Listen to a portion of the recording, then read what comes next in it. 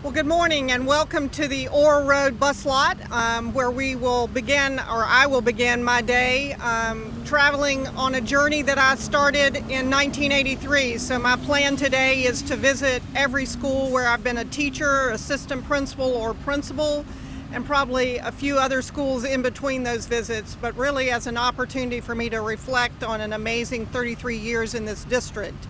As we get started this morning, I felt it appropriate to start where our day starts in CMS, and that is on so many of our bus lots across the county. I'm here this morning at Orr Road as our buses are beginning to head out on their routes, and I would just want to remind our community that we will have over 1,000 buses on the road over the course of the next 180 school days, and it is important to be mindful of our drivers, the buses, and certainly most importantly our students waiting sometimes in the dark for buses, particularly those high school students that are up early every morning. So we encourage our community to be aware and allow extra time, particularly this week as our drivers are getting used to routes and many of our parents are taking students to school for these first few days. We'll also want to just remind our parents to make sure that you go over routines and safety procedures at the bus stops with your child, and that students not play at the bus stop or too close to the street to avoid any opportunity to move into the street where there may be cars or traffic. So it is important for parents to share with students bus stop safety.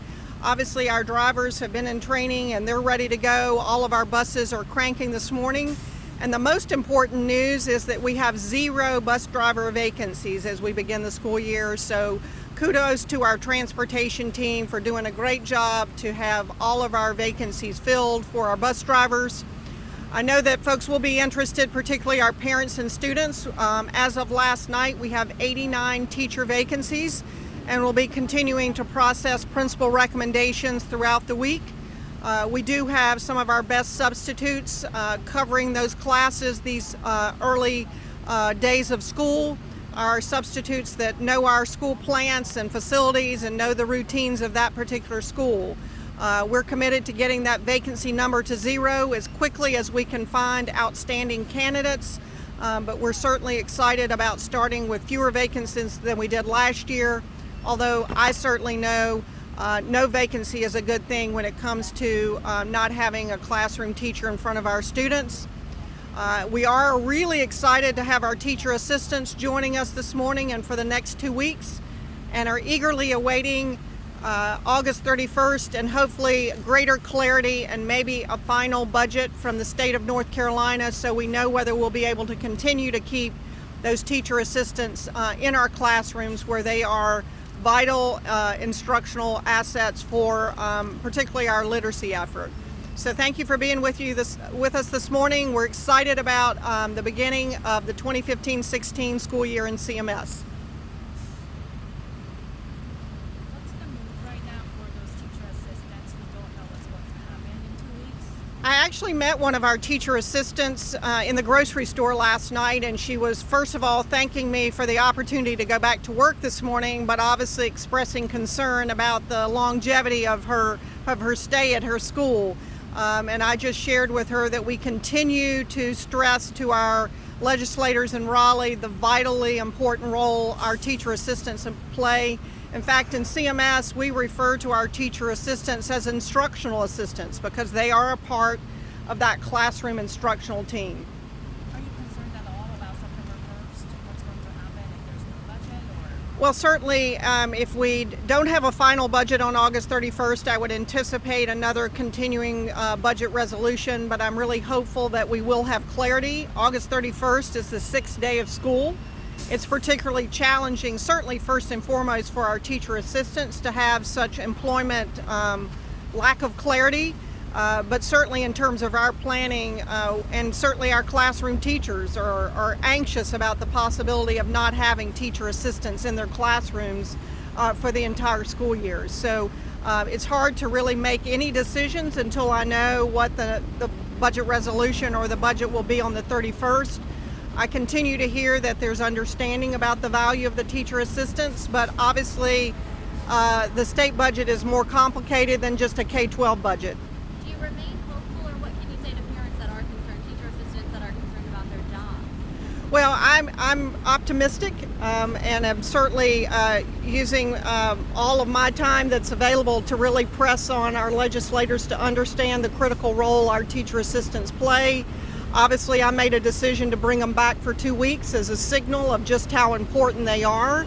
And I think our teacher assistants are very clear about the district position in terms of their value. They understand that the decision rests in Raleigh with our House and Senate representatives, and so obviously they, through their association, are actively lobbying as well. But I do think it's important for our parents to lobby. We also know that we have more elementary teacher vacancies than we've had in previous years, and while I can't attribute that totally to the question mark about our teacher assistant status, I do have to wonder if teachers thinking about coming to North Carolina, particularly those that work in K-3 grades, are a little reluctant to step into that situation with the uncertainty of teacher assistants.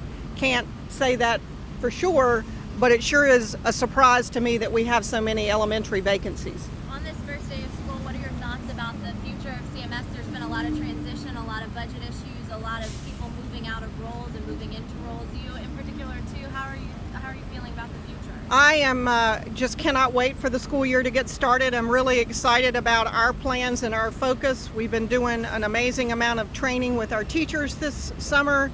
We have a huge focus on literacy. I'm excited to share with the public that 18,000 CMS employees have committed to work 1 hour once a week with one student, either in grades 3, 7, or 12.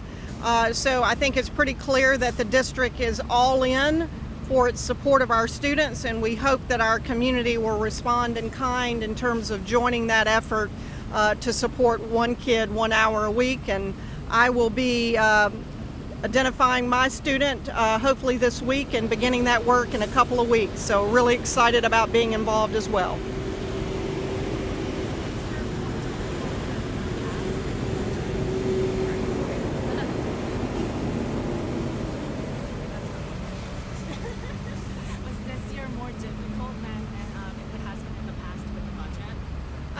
I certainly think the budget, I mean, as I've said all along, you know, there's not a billion-dollar company that I know that would start their fiscal year without clarity around the revenue, and that's essentially what public schools are being asked to do.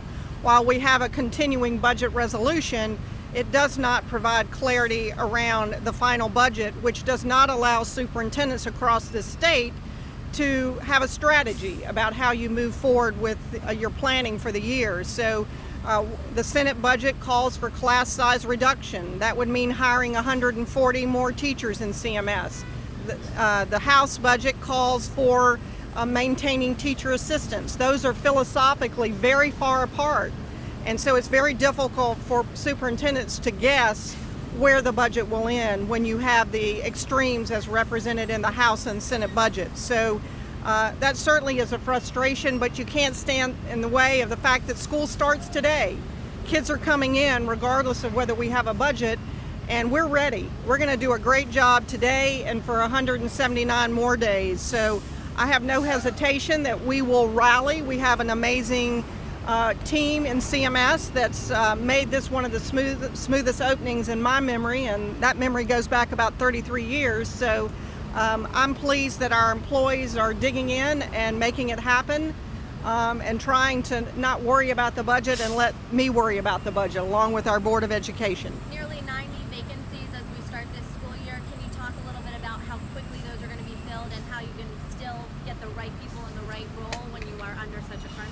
Yeah, so, you know, we do have 89 teacher vacancies in the district, and we're continuing to get recommendations every day from our principals. Because Charlotte is such an amazing city and attractive to so many across the country, we have people relocating to this community with spouses all the time. And so we continue to have strong applicants applying to the district. Certainly we want to make sure we get highly qualified and effective teachers in front of our kids.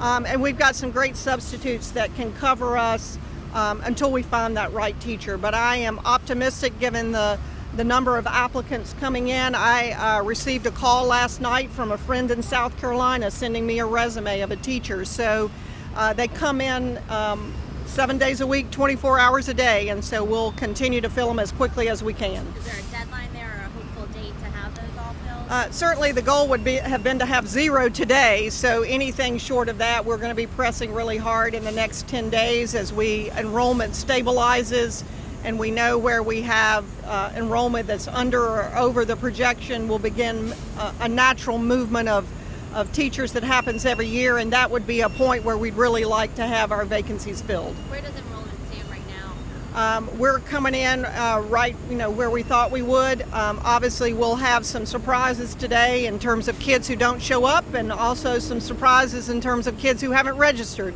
So typically by the 5th day of school, we begin to get a sense of what that enrollment's going to be, but our first sort of official count would be tomorrow. We're hearing about a teacher who's starting this year with suspension. Can you tell us about that? That situation, we do have an employee who is on a leave with pay. We have an active investigation, so really can't speak to any of the details about that because it is an ongoing investigation.